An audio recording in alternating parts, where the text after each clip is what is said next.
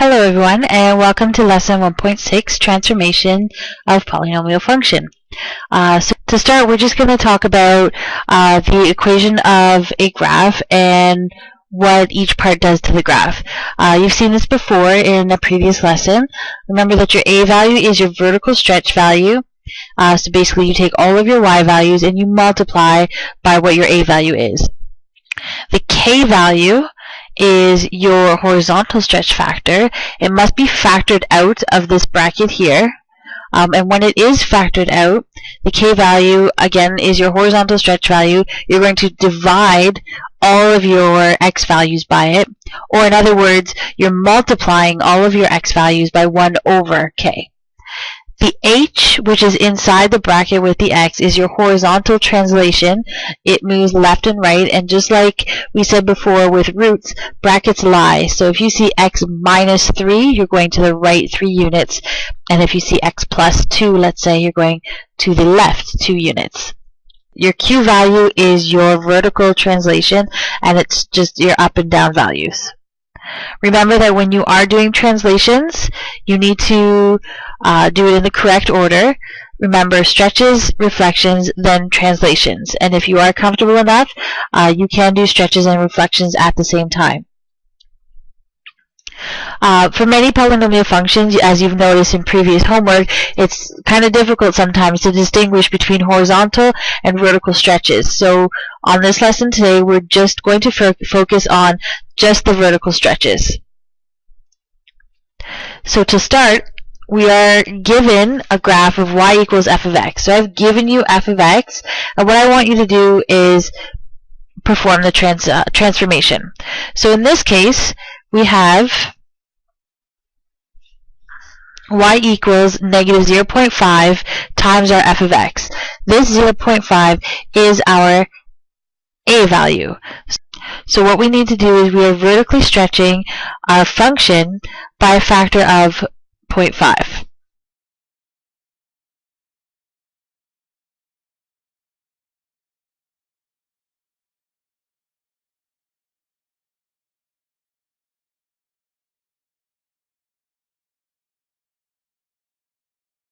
In addition to that, we have a negative in front of our function.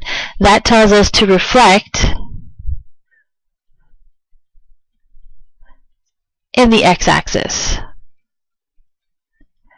Now you can do this in 2 steps. You can vertically stretch all of your y values by 0.5, and then once you've done that, then you can reflect in the x-axis. But for simplicity, what you can do is do both things at the same time. So what I would do is take a look at your f of x, find some good points that are on your function. So that kind of gives you a basis of where you can stretch and reflect. Now, what I would do from this point is multiply all of your y values. Instead of multiplying by 0.5 and then again by negative 1, multiply everything by negative 0.5. So let's start with this point here. This point is at 0. When you multiply it by negative 0.5, it stays at 0. This y value for this point here is 4. Let's multiply that by negative 1/2, and we end up at negative 2. Let's use it, let's say, a different color here. So that stays there. This one ends up being at negative 2.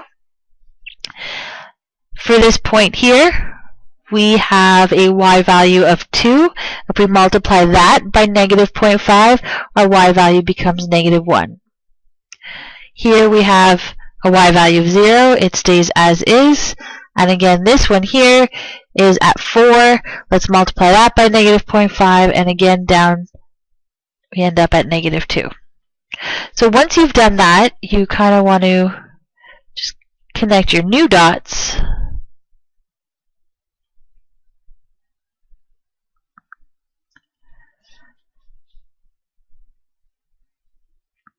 To show your new function.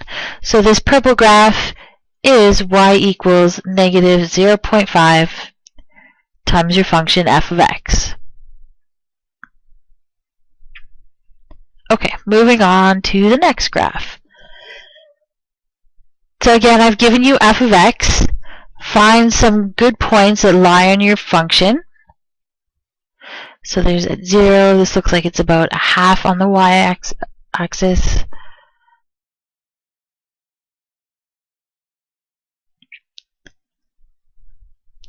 Okay, and then take those points and perform the translation. So y equals f of x minus 3. So that tells me I have a horizontal translation and I want to move to the right 3 units. So I'm going to take all of those points that I've highlighted and I'm going to translate them to the right 3 units. So 1, 2, 3, 1, 2, 3, and so on and so forth. 1, 2, 3. And then try your best to connect the dots.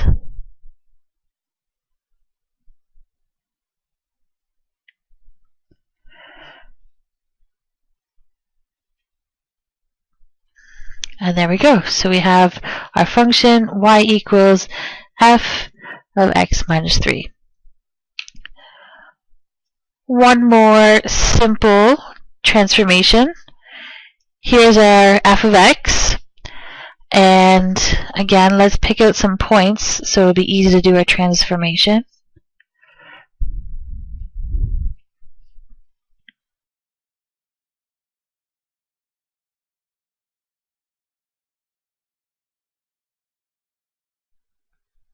Okay, and once you have your points, take a look at what you're supposed to do. So inside the bracket, I have a plus 2. That's my horizontal translation to the left.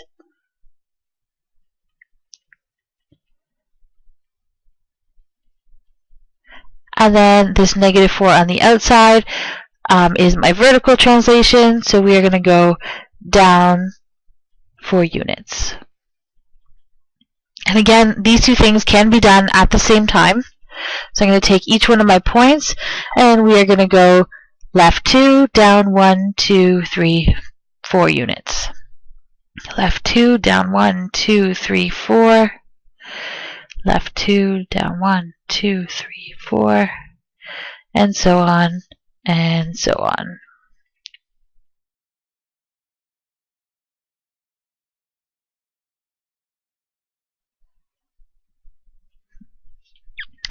And again, just try your best to connect the dots.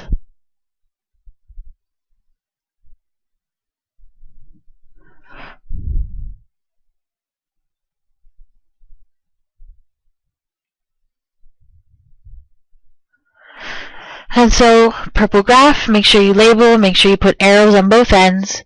So y equals f of x plus 2 minus 4. Okay, moving on to example 2. This is where you have to know your Halloffame graphs. So you have to know your base function, y equals x cubed, and what it looks like. So let's take a second and we'll graph that now. So 0, 0, 1, 1, 2 cubed gives me 8. And on the negative side, negative 2 cubed is negative 8. So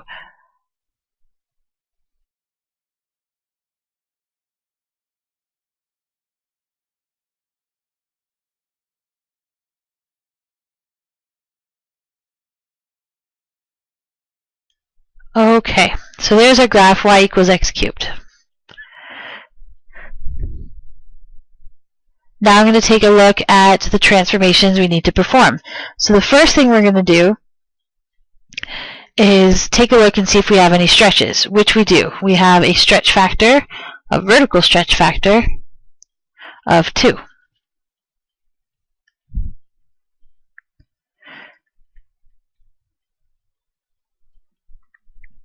So I'm going to take all of my y values and multiply them by 2. So this y value is 0, it stays as is. This y value is 1, it gets multiplied by 2.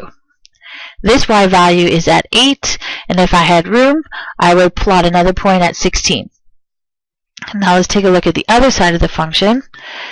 Same deal, this y value here is negative 1, I'm going to multiply that by 2. brings me down to -2. And again, if I had room, this -8 would get stretched all the way down to -16. So unfortunately, these are the only points I'm going to have to work with right now, but that's good enough for what we're doing here.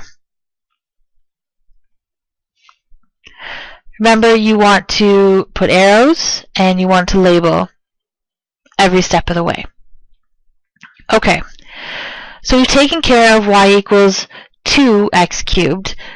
Now I need to take a look and see what other transformations we need to do. So there's no reflections, but there are translations. So in the purple there, we are going to translate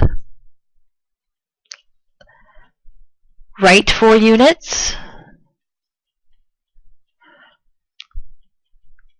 and up 3 units. And again, this is something we can do at the same time. So I'm going to take the red graph, and we're physically going to take each point, move it right 4, and then up 3. So I'll start at 0, 0, right 1, 2, 3, 4, and up 1, 2, 3. I'll take this point here, 1, 2, 3, 4, and up 1, 2, 3. And our last point, 1, 2, 3, 4, up 1, 2, 3. And then just try your best. Let's try that again. Try your best to graph your function. So y equals 2x minus 4 cubed and up plus 3. And there we go. Let's try one more, very similar to this. We'll take a look at y equals x to the power of 4. So that is our Quartic graph. And it really does end up looking like a parabola, a skinny parabola.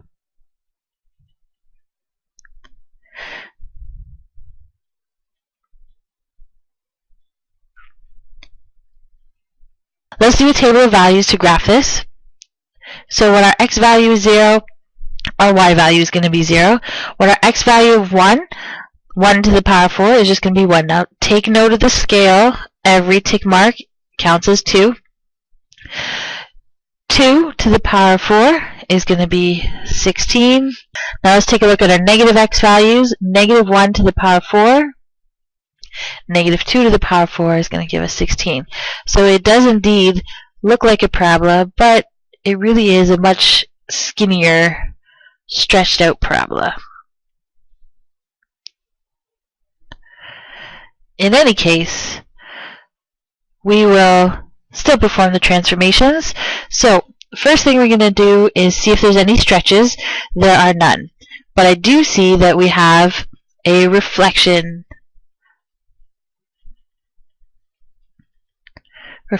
in the x-axis. So treat this as your a value. In essence, what you're doing is you're taking all of your y values and multiplying by -1. So we will do that flip right now. So 0 stays as is, 1 becomes -1, and those positive 16s become negative 16s.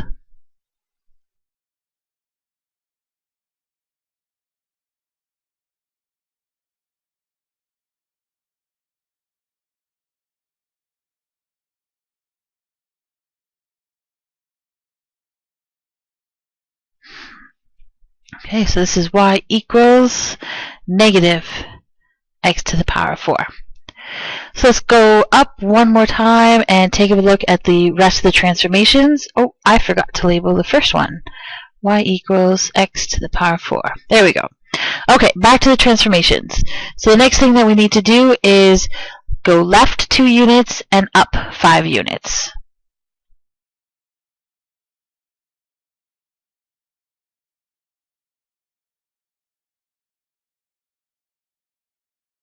Okay, so I'm going to take my red graph and physically move every point left 2 and up 5. Again, pay attention to the scale.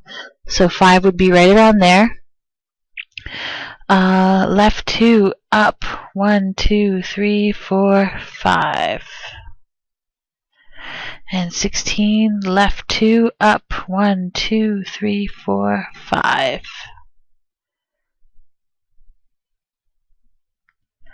And there we go.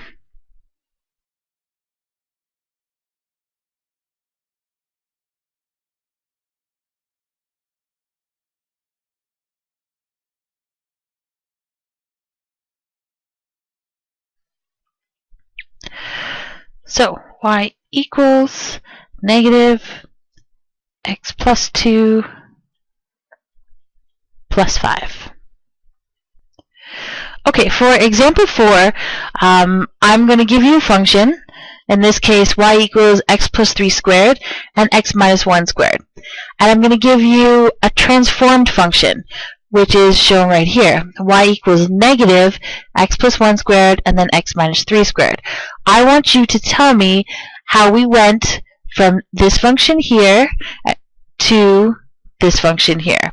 Tell me the transformations that got us to that point.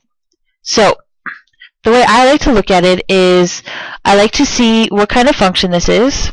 So this is a quartic function because we have 2 roots and 2 roots. And I like to see where the zeros are. So I know we have x-intercepts at x equals negative 3 and x equals positive 1. And I know both are double roots. And I'm going to compare that to what we have down here. Now, the first transformation I can tell very clearly. We have a reflection.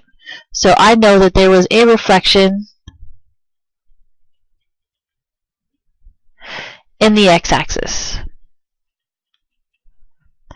Right? Because in our original equation there was no negative, but in this transformed equation there is. There are no stretches, there was just that reflection, and then there was some translation. So, we went from a function that had a double root at negative 3 and a double root at positive 1. Let's find out where these zeros are. So this particular function has x-intercepts at x equals negative 1 and at x equals positive 3. So let's take a look. We went from negative 3 and we ended up at negative 1. We also went from positive 1 and we ended up at positive 3. So in each case, we translated right 2 units. So that's our second transformation.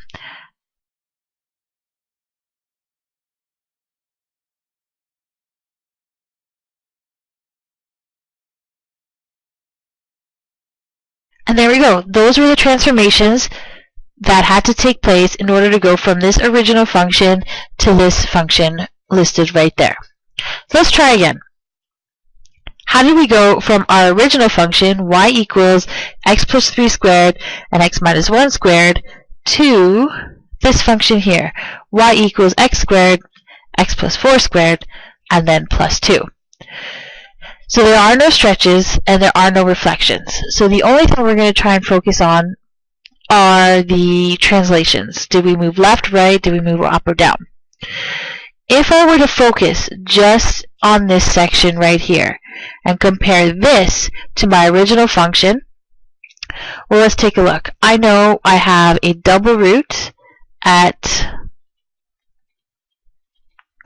x equals negative 4, and I also have a double root at x equals 0. Let's compare that to our original function. Our original function, we had roots at negative 3 and positive 1. To go from negative 3 to negative 4, that's a translation of left 1 unit. To go from positive 1 to 0 is also a translation of negative 1. So I know that one of the translations is left 1 unit. And then this +2 at the end tells me that there was a translation up 2 units as well.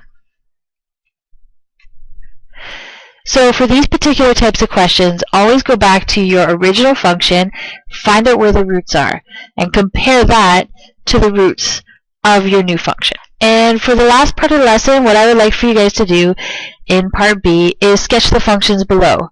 So start with your original function, graph that, graph your part 1 function, and graph the part 2 function.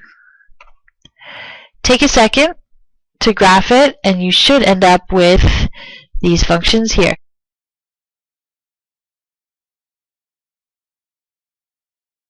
So that's it for today's lesson. If you have any questions, make sure you ask in class tomorrow. Have a great night.